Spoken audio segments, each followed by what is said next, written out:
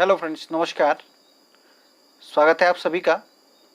और आज इस नई वीडियो में हम बात करने वाले हैं अनुसूचियों के बारे में, शेड्यूल्स के बारे में।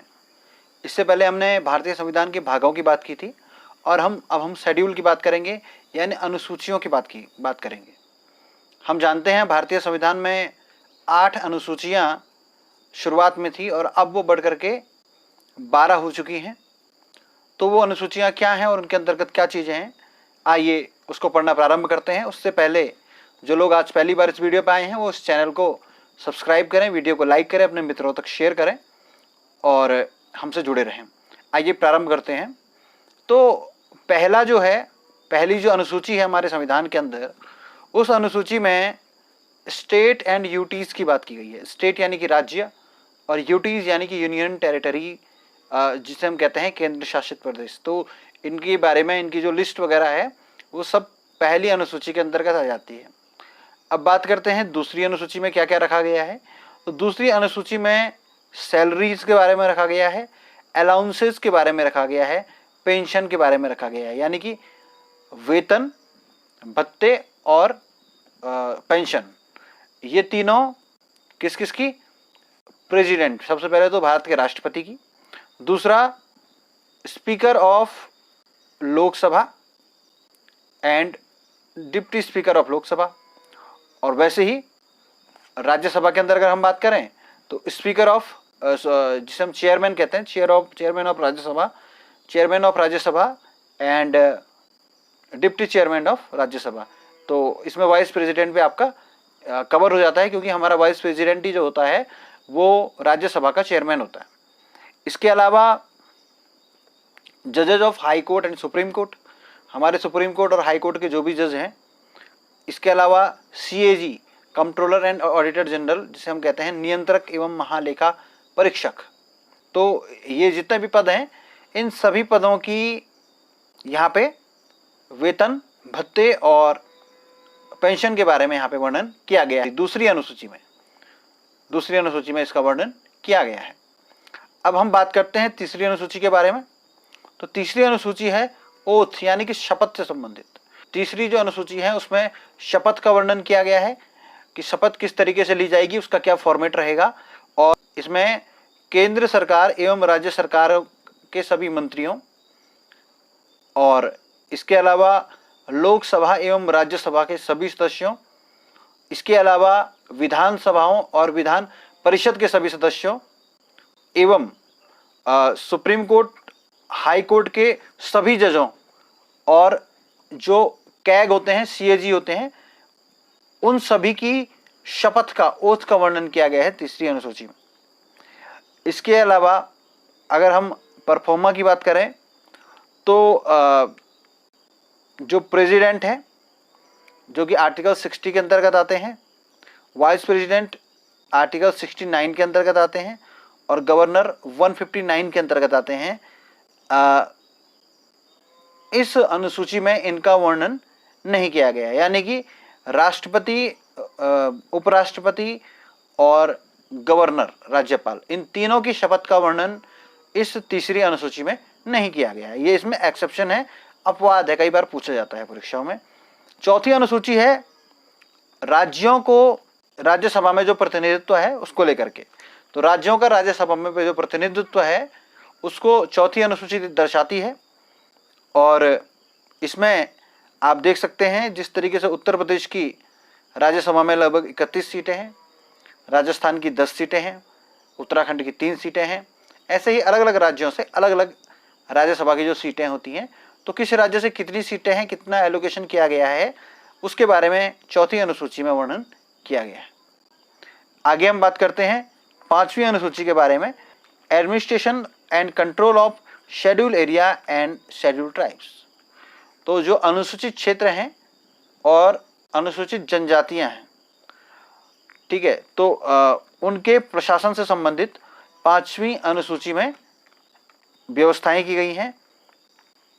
इसके अलावा छठवीं अनुसूची जो है उसमें असम, मेघालय, त्रिपुरा और मिजोरम के जनजाति क्षेत्रों के प्रशासन से संबंधित बातें रखी गई हैं। इसके अलावा सातवीं जो अनुसूची है हमारी, ये काफ़ी महत्वपूर्ण है, जिसमें विभिन्न विषयों का वर्णन किया गया है जिनके ऊपर केंद्र, राज्य एवं दोनों मिलकर के कानून एवं नियम बना सकते हैं, जिसमें यूनियन लिस्ट है जिनमें लगभग 100 विषय हैं। जो हमारी जो संघ सूची है, यानी कि जो केंद्र की जो सूची है, उसमें 100 विषय रखे गए हैं, जिनमें मुख्य रूप से विदेश नीति जो हमारी होती है, फॉरेन पॉलिसी होती है, रेलवे की हम बात करते हैं, एटॉमिक एनर्जी की बात करते हैं, डिफेंस की बात करते हैं, बैंकिंग की बात करते हैं, इंश्योरेंस की बात करते हैं, टेलीकॉम की बात करते हैं, पोस्ट ऑफिस, सेंसस यानी जनगणना, इनकम टैक्स, सिटीजनशिप और जो सेविंग बैंक होते हैं। तो इन तमाम जो विषय हैं, इन विषयों पर कानून बनाने का, नियम बनाने का जो अधिकार है वो केंद्र सरकार को दिया गया है, यानी इसलिए इसे संघ सूची में रखा गया है। दूसरी जो राज्य सूची है उसमें लगभग 61 विषय हैं, और इसके अंतर्गत जो पहली चीज सबसे महत्वपूर्ण राज्य के कार्य में आती है वो होता है लॉ एंड ऑर्डर। राज्य की जो कानून व्यवस्था बनाना वो राज्य का कार्य है। इसके अलावा पब्लिक ऑर्डर, लोक व्यवस्था को बनाए रखना, ये भी राज्य का कार्य है। एग्रीकल्चर एंड इरिगेशन, तो कृषि और जो सिंचाई का कार्य है राज्य में, वो भी राज्य का ही कार्य है। मार्केट्स एंड फेयर, जो बाजार हैं, जो मेले हैं, उनको लगाने का कार्य है। अल्कोहल के ऊपर जो पॉलिसी होती है, लैंड एंड लैंड रेवेन्यू की जो बात होती है, भूमि और भू राजस्व जिसे हम कहते हैं। इसके अलावा पब्लिक हेल्थ, जन स्वास्थ्य की हम बात करते हैं, सैनिटाइजेशन की बात करते हैं, स्वच्छता की बात करते हैं, और लोकल गवर्नमेंट, स्थानीय सरकार की बात करते हैं। तो ये सारे के सारे जो विषय हैं ये राज्य सूची के विषय हैं, और इन विषयों के ऊपर राज्य क्या करता है, कानून बनाता है, नियम बना करके इन विषयों को प्रबंधित करने का कार्य करता है। तीसरी जो सूची है जिसे हम कंकरेंट लिस्ट कहते हैं, समवर्ती सूची कहते हैं, और ये जो समवर्ती सूची है, इस समवर्ती सूची में लगभग 52 विषय हैं, जिसे कंकरेंट लिस्ट भी कहते हैं इंग्लिश में। और इन 52 विषयों में एक तो शिक्षा है, शिक्षा समवर्ती सूची का विषय है। पॉपुलेशन कंट्रोल है, एंड फैमिली प्लानिंग, तो परिवार नियोजन और जनसंख्या नियंत्रण दोनों समवर्ती सूची के अंतर्गत आता है। इसके अलावा सोशल एंड इकोनॉमिक डेवलपमेंट जो है वो भी इसी सूची के अंतर्गत आता है, और फॉरेस्ट इसी सूची के अंतर्गत आता है। आईपीसी इसी के अंतर्गत आती है, सीआरपीसी इसी के अंतर्गत आती है, इलेक्ट्रिसिटी इसी के अंतर्गत आती है, बुक्स एंड न्यूज़पेपर्स जो होते हैं वो भी इसी सूची के अंतर्गत आते हैं। तो ये तमाम जो विषय हैं ये कंकरेंट लिस्ट के विषय हैं। इसके अलावा कुछ ऐसे विषय होते हैं जो विषय अभी कहीं भी निर्धारित नहीं है, माना कई चीज़ें समय समय पर नई नई आती रहती हैं, जो कि पहले से हमारे संविधान के अंदर इन सूचियों में मौजूद नहीं है। तो उस विषय पर कानून कौन बनाएगा, तो उस विषय पर कानून बनाने का जो अधिकार है, यानी उसे कहते हैं रेजिड्यूअरी पावर्स, यानी हिंदी में कहते हैं हम अवशिष्ट शक्तियाँ, रेजिड्यूअरी पावर्स। तो ये जो अधिकार है वो केंद्र सरकार को दिया गया है, सेंट्रल गवर्नमेंट को दिया गया है। अब हम बात करते हैं 8वीं अनुसूची की। तो 8वीं अनुसूची भाषा से संबंधित है, लैंग्वेज से संबंधित है। 21वें संविधान संशोधन के द्वारा 1967 में सिंधी को, 71वें संविधान संशोधन के द्वारा 1992 में नेपाली, मणिपुरी और कोंकणी को, और 92वें संविधान संशोधन 2003 के द्वारा बोडो, डोगरी, मैथिली, संथाली, इन भाषाओं को 8वीं अनुसूची में जोड़ा गया है। और इससे ये 8 भाषाएं इसमें जोड़ी गई। इससे पहले से इसमें 14 भाषाएं मौजूद हैं। तो कुल मिलाकर के शुरुआत में 14 भाषाएं थी, लेकिन अब ये बढ़ते बढ़ते कितनी हो गई हैं, 22 भाषाएं इसमें हो चुकी हैं। और इसमें कौन कौन सी भाषाएं नहीं है, कुछ महत्वपूर्ण भाषाएं हैं। कई बार प्रश्न पूछा जाता है, तो आपको बताना चाहूँगा कि जो अंग्रेजी भाषा है वो हमारी संविधान की 8वीं अनुसूची में नहीं है। इसके अलावा राजस्थानी इसमें नहीं है और भोजपुरी इसमें नहीं है। अब हम बात करते हैं 9वीं अनुसूची की। तो 9वीं अनुसूची लैंड रिफॉर्म से संबंधित है, भूमि सुधार। और भूमि सुधार जो है ये पहला कॉन्स्टिट्यूशनल अमेंडमेंट, पहला संविधान संशोधन किया गया था 1951 में। उसके द्वारा इसको इम्प्लीमेंट किया गया था, ये नई अनुसूची जोड़ी गई थी। और केशवानंद भारती वर्सेस जो केरल राज्य का काफ़ी फेमस केस है, तो उस केस के बाद में यहाँ पे ये तय किया गया कि इसमें जो शामिल विषय हैं उन पे संविधान, जिसमें जो सुप्रीम कोर्ट है वो क्या करेगा, संविधान के अनुरूप इनको देखेगा। पहले क्या था कि जब ये अनुसूची बनाई गई थी तो इसमें ये था कि इन मामलों में कोर्ट हस्तक्षेप नहीं करेगा, यानी कि जो मामले इसमें रखे गए हैं वो एक तरह से विशेषाधिकार के मामले माने जाएंगे। लेकिन बाद में सुप्रीम कोर्ट ने ये व्यवस्था दी थी 1973 में, और फिर 2007 का एक केस था IR Coelho versus Tamil Nadu state, तो इसमें भी कुछ इसी तरीके की व्यवस्था को और स्पष्ट रूप से देने का कार्य यहाँ पे सुप्रीम कोर्ट ने किया है। अब हम बात करेंगे 10वीं अनुसूची की।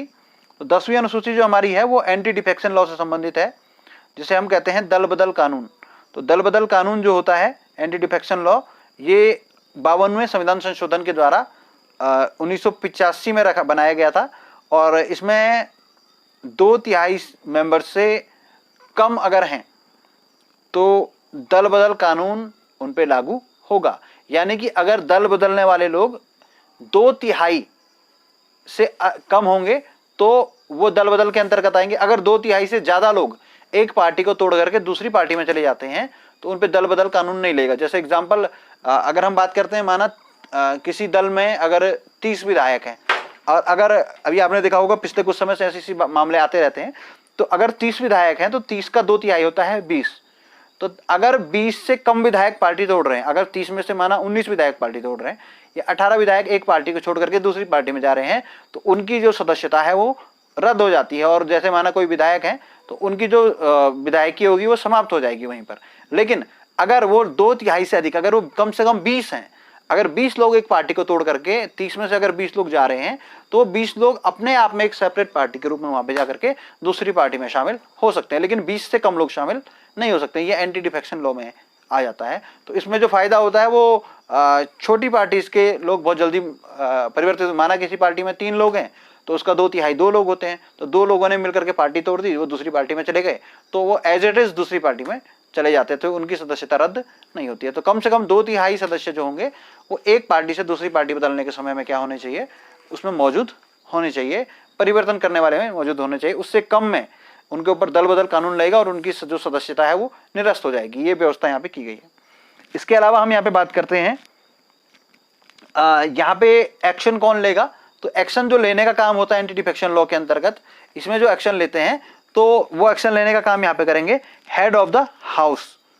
तो हेड ऑफ द हाउस जो होते हैं, जो सदन का जो हेड होता है, जैसे विधानसभा का विधानसभा अध्यक्ष होता है, लोकसभा का स्पीकर होता है, तो जो भी होगा वो इसके ऊपर स्वयं डिसीजन लेगा। इसमें कोर्ट का हस्तक्षेप नहीं चलता है। सुप्रीम जो ये एंटी डिफेक्शन लॉ है, इसमें जो डिसीजन देता है वो विधानसभा का अध्यक्ष देता है, या उस सदन का जो भी सदन हो, अगर केंद्र की स्थिति होगी तो वहां पे लोकसभा का अध्यक्ष इस पर क्या करेगा, डिसीजन लेगा, इस पर एक्शन लेगा। इसके अलावा 11वां एक अनुसूची है, वो है पावर ऑफ पंचायत। पंचायतों की शक्ति के बारे में है। और पंचायतों की जो शक्ति है उसकी अगर हम बात करें आपसे, तो 73वें संविधान संशोधन 1992 के द्वारा इसे जोड़ा गया था, जिसमें 29 विषय शामिल है, 29 सब्जेक्ट यहाँ पे शामिल है। इसके अलावा जो 12वीं अनुसूची है वो है पावर ऑफ म्यूनिसिपैलिटीज।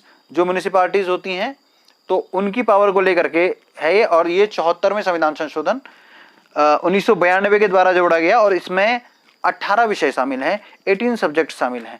तो ये कुछ विषय थे, ये कुछ बातें थी जिनके बारे में मैंने आपको बताया, और आप, मुझे उम्मीद है आप लोग समझ चुके होंगे भारतीय संविधान की जो अनुसूचियां हैं, जो शुरुआत में 8 थी, जो बाद में बढ़ करके 12 हो गई थी। तो ये वीडियो आपको अच्छा लगा होगा, मुझे उम्मीद है। और आपको कोई डाउट अगर है तो आप कमेंट बॉक्स में पूछ सकते हैं, तो आपके प्रश्नों का उत्तर मैं अगले वीडियो में दूंगा। और आपको वीडियो पसंद आया है तो आप लाइक ज़रूर करें, कमेंट जरूर करें, और शेयर ज़रूर करें अधिक से अधिक मित्रों को, और इस चैनल को अधिक से अधिक मात्रा में सब्सक्राइब करें। तो इसी के साथ मैं आपसे विदा लेता हूँ, जल्दी मिलता हूँ एक नई वीडियो के साथ। तब तक के लिए नमस्कार।